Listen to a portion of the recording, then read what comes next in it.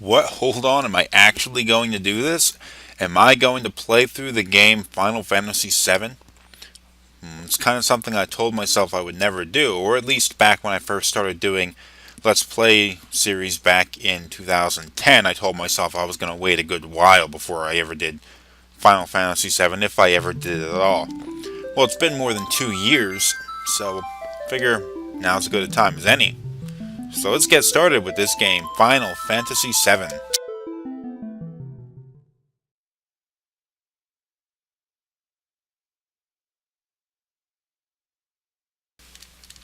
We are going to be starting a new game, of course.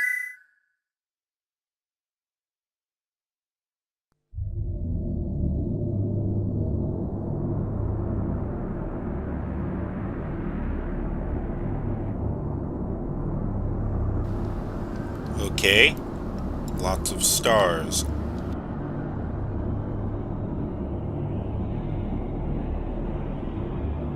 At least I think they're stars.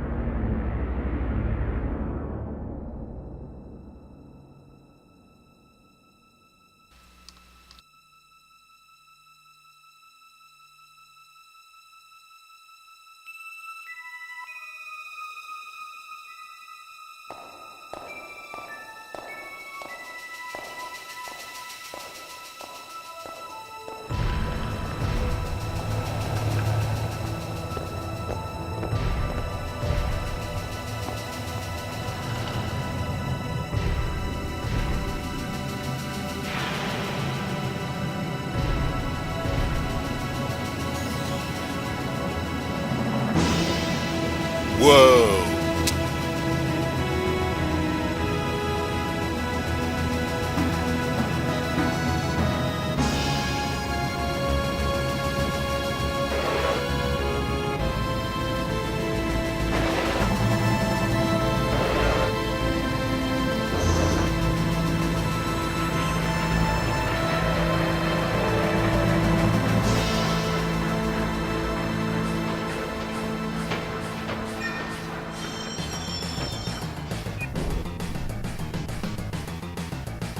Wait, hold on. What are you up to? Whoa! That was uncalled for. Oh, jeez. This gotta hurt.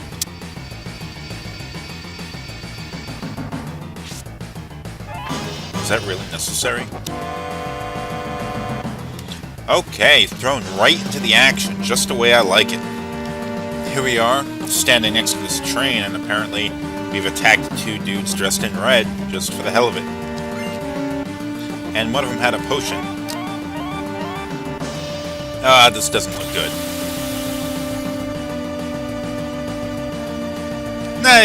Now, just like in any Final Fantasy game that came out around this time, we have the active time battle system, which is a sort of quasi-real-time battle system where you still take turns, but you have a time gauge that fills up, and once the time gauge fills up, you have the chance to fight.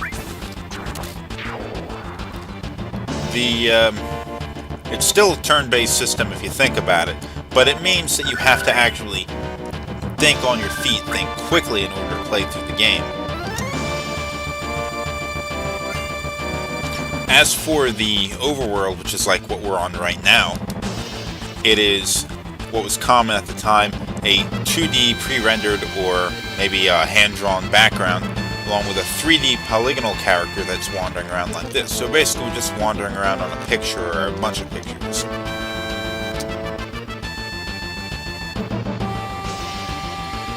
Why is Soldier and Avalanche capitalized like that? Are they acronyms?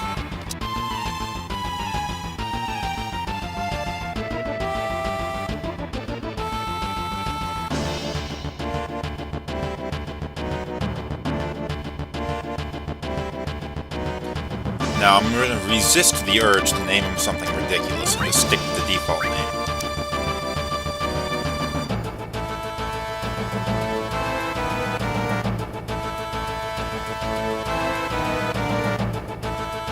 Wow, Cloud, you have to be such a dick.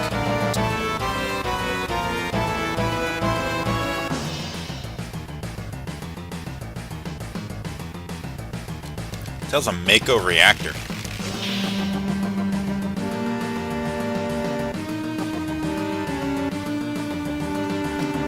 Barrett! Default name.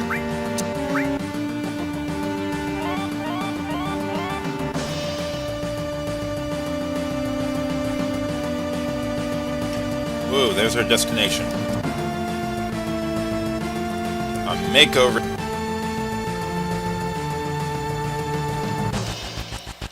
I guess this is their idea of not moving in a group. Amateurs.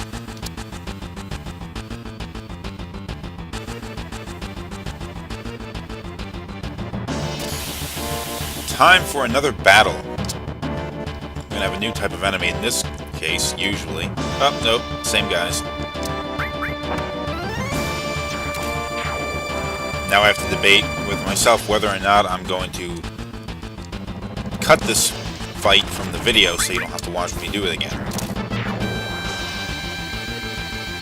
Like any RPG, or majority of RPGs, especially Japanese RPGs, you gain experience points with every battle. We only got 32 points during this fight, and we need another 307 to get to the next level. We also gained 4 AP, but we're not going to get into that for a few more episodes until I can explain the magic system of this game.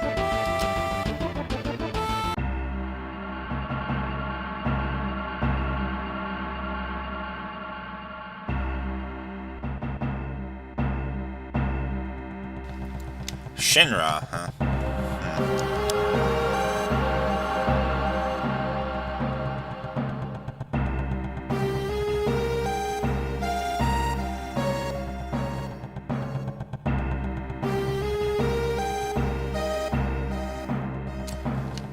Okay, that explains a lot. Apparently, what we are eco-terrorists. Now I'm going to have to make a little bit of a judgment call. I'm sure a vast majority of you have played through this game like half a dozen times or so, but I'm still going to proceed as though you don't want to hear spoilers or that kind of stuff. So I'm just going to stick around with information which you should know. But I don't really feel too bad about explaining a little bit about what Shinra is or what Mako reactors do and that kind of stuff. Once we get through this next dialogue scene, though, we'll get a little bit more information. Why is the button so high off the floor? Looks like the up button is out of Cloud's reach. Whoa, where the hell did you come from?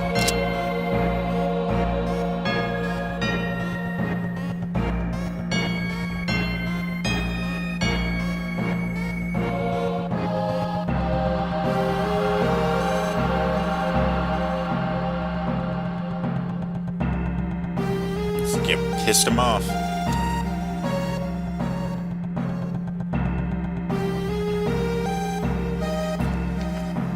Okay, we are eco-terrorists called Avalanche.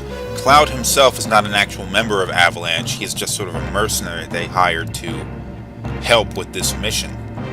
What they're fighting against is a big company called the Shinra Power Corporation, or something along those lines.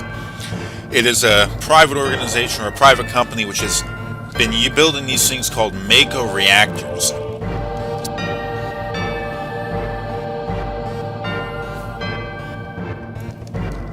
You see, in this world, there is this substance underground called Mako, and it's sort of like people consider it to be like the lifeblood of the planet, or at least some people do. But what Shinra does is goes and pumps it out of the ground and pumps it into these reactors, and they figured out a way of turning Mako energy into electrical energy. Okay, we get it, Jesse. Turn Mako energy into electrical energy, and they used it to basically industrialize the world, although they already had, I guess, oil and coal and stuff like in real life. But this Mako energy was apparently a lot more profitable. But they have to build these gigantic reactors to pump it out of the ground. Now, Avalanche doesn't really care for this, and they're being eco-terrorists, they want to go and blow it up. So that's what we're going to go and do. Now, I skipped over the last battle, but we're going to show this battle because we have Barrett in the party now. Oh, against a sweeper. I think it's called, yep, sweeper. Now, Barrett fights a little bit different. He uses a machine gun which is attached to his arm. Also going to do a little bit of magic here. Yeah, back when this game was first released, or the previews coming up to it especially, the graphics were considered jaw-dropping. It was absolutely incredible. Okay, let's go use this save point. Access the menu and run down to the save option. I do have a memory card in there, so there we go.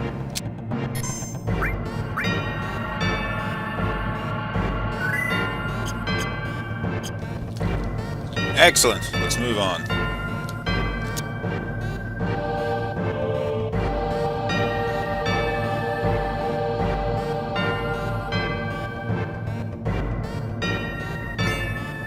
Restore materia. Materia are the items that you use to cast magic spells. We cannot do anything with that right now, though. We'll get to that later. Where the hell did you just come from, Barrett? Did you crawl out of Cloud's ass?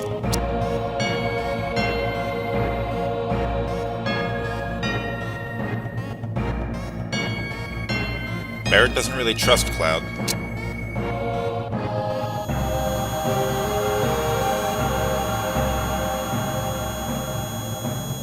In all honesty, I do not know what this is.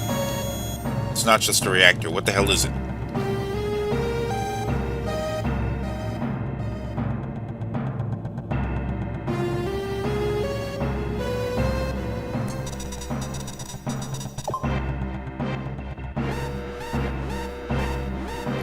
Oh shit. Boss battle time. Now we're going to be fighting the Guard Scorpion. Gigantic thing that's going to kick your ass if you fight it wrong. So, we're going to go and shoot it and slash it. Actually, even if you fight it wrong, it's not a terribly difficult boss. But we're just going to go and kick its ass anyway.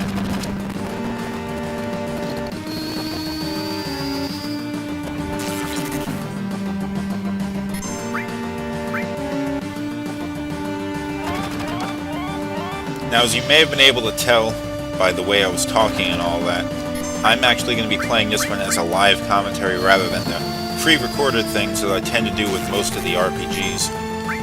It's maybe a bit of a challenge considering the story and this is a little bit more complex than something I traditionally do a live commentary for, but I think I'll get away with it.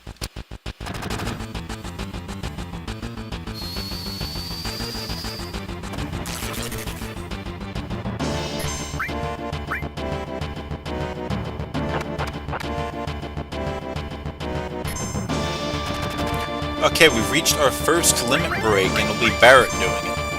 Usually you'd expect Cloud to have a first limit break. Now, what a limit break is when you receive enough damage... Okay, I'm not going to be attacking for a few seconds. When you receive enough damage, your limit bar fills up, and while it's full, you have the ability to unleash a powerful attack called a limit break. Now, even though you shouldn't right now because its tail is up, I'm going to do this anyway.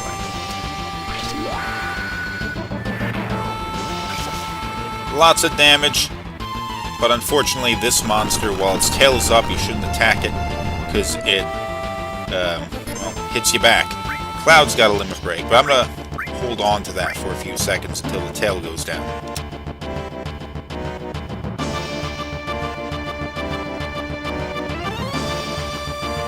Anytime now. Okay, it's going down. Limit break time.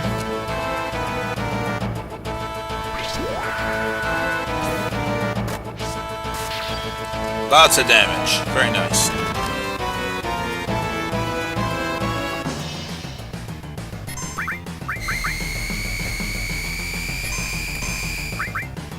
A little bit of a slowdown on my emulator. And it's dead. Sweet.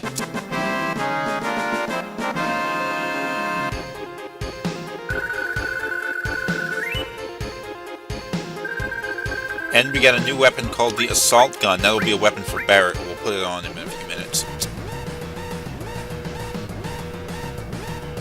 Okay, you've got to get the hell out of here because the timer is counting down. You have 10 minutes, which really is plenty of time. I'm going to swap out Barrett's Gatling gun for the assault gun. Higher damage, higher attack percentage, basically all around awesome. Or better at least. Something you'll notice when we go into this battle here, that the timer does not stop. Also, we have a few new types of enemies here. Also, notice that some of these enemies are standing further back than others. There's a reason for that. Enemies that are further away from you take less damage. It's sort of like a defensive thing you can do. But if you have a character that has long-range attacks, like Barrett's gun there, or Cloud's magic, range doesn't really mean anything.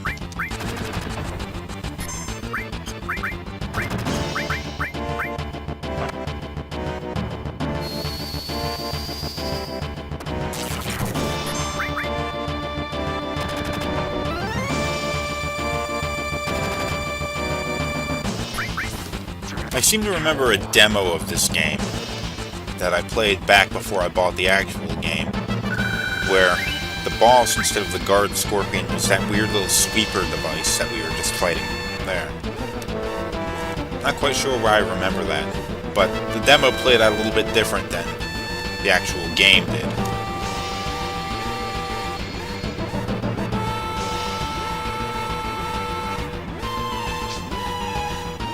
Missed the door there. Not the door, the ladder there. Okay, you'll notice Jessie is still here. She got her foot caught in this weird thing she's standing on. Thanks. Wow, that was a hell of a jump. Right over his head. Now you have to save Jessie. You can't leave her behind, because she is the one that can open the door for us to escape. Without her, everyone dies.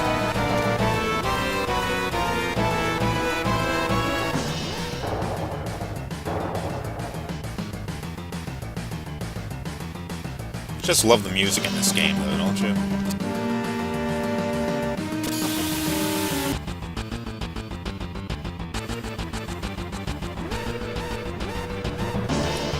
Oh, apparently you can reach the up button.